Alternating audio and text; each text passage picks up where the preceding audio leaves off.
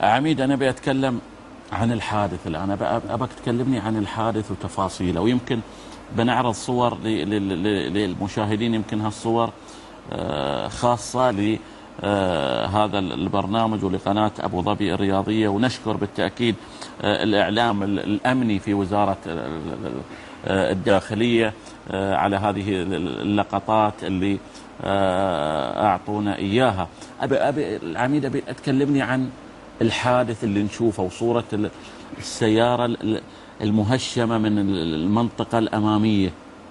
هو في الحقيقة المرحوم الله يرحمه كان باتجاه خارج المدينة على طريق الشرقي الدائري، فبعد النفق الأخير وقبل جسر الشيخ زايد كان في أقصى الحارة اليسار، فكانت هناك سيارة بيكب، وطبعا إجراءات السلامة كانت متوفرة لدى السيارة من ناحية الفلاشرات، وكان المرحوم يقود السيارة بسرعة عالية ودخل في السيارة بالسرعة اللي كان يقود فيها بدون آثار أي فرامل أو أي بريك على الشارع. فمثل ما شفت السيارة كانت نتيجة السرعة العالية كان الحادث.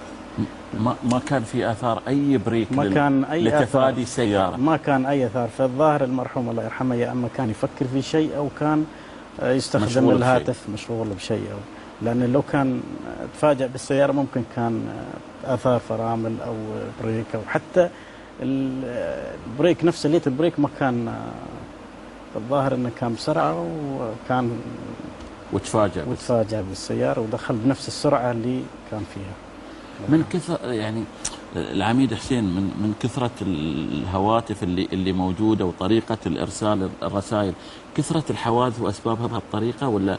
والله هي أصبحت ظاهرة وتشكل حقيقة يعني عبء كبير على قيادات الشرطة اليوم، لأن نحن اليوم ما نقدر نعرف أساس أنك اليوم تبى تضبط هالأشخاص، ما تقدر أنك تضبط شخص يستخدم الهاتف، لأن تعرف أكثر سيارات يكون عليها تلوين ما تقدر تشوف الشخص أنه يعني يستخدم الهاتف. لكن في الفترة الأخيرة تلاحظ أن أغلب الحوادث وطريقة تخطيط الحادث أن الشخص كان ملهي بشيء، يا أما هاتف يا أما أن